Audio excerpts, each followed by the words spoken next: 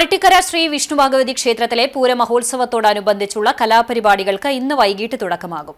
March 17 ചൊവ്വാഴ്ചയാണ് പൂരമഹോത്സവം. ഉത്സവത്തോടനുബന്ധിച്ച് ക്ഷേത്ര മാതൃസമിതിയുടെ നേതൃത്വത്തിൽ വൈവിധ്യമാർന്ന കലാസാംസ്കാരിക പരിപാടികൾ ഒരുക്കിയിട്ടുണ്ട്.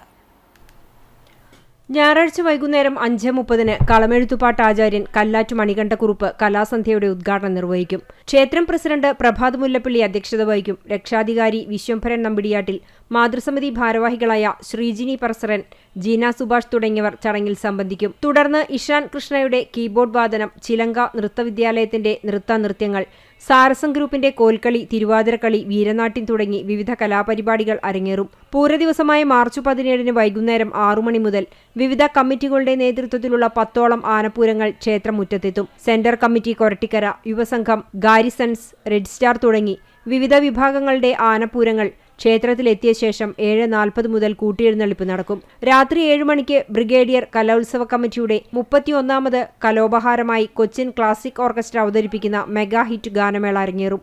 ആഘോഷങ്ങളുടെ ഭാഗമായി മേളപ്രമാണി വെള്ളിത്തിരുത്തി പ്രഭാകരൻ നായർ, ക്ഷേത്രം അടിയന്തര മേളക്കാരൻ മണികണ്ഠൻ ആലിക്കര, രാജുമാരാർ, ക്ഷേത്രം ജീവനക്കാരി ലക്ഷ്മിയമ്മ, പഞ്ചായത്ത് മെമ്പർ ടി.എ. ശശി, മാധ്യമപ്രവർത്തകരായ രവീന്ദ്രനാഥ് കൂനത്ത്, ഹരി ഇല്ലത്ത് എന്നിവരെയും ധൂളിദള പുരസ്കാര ജേതാവ് ഗൗരീനന്ദൻ കുറുപ്പിനെയും ചടങ്ങിൽ ആദരിക്കും. മാർച്ച് 18-ന് പുലർച്ചെ 2 മണിക്ക് ഗജവീരൻ മുള്ളത്ത് ഗണപതിയുടെ അകമ്പടിയോടെ വട്ടമാവ് വനിതാ കൂട്ടായ്മയുടെ താലം എഴുന്നള്ളിപ്പ് നടക്കും. പുലർച്ചെ 4 മണിക്ക് കളംപാട്ട് കൂറവലിക്കുന്നതോടെ പൂരത്തിന് സമാപനമാകും. മീനഭരണി നാളായ മാർച്ച് 22 ഞായറാഴ്ച ക്ഷേത്രത്തിൽ കൊടുങ്ങല്ലൂരമ്മയ്ക്ക് പൊങ്കാല സമർപ്പണവുമുണ്ടാകും.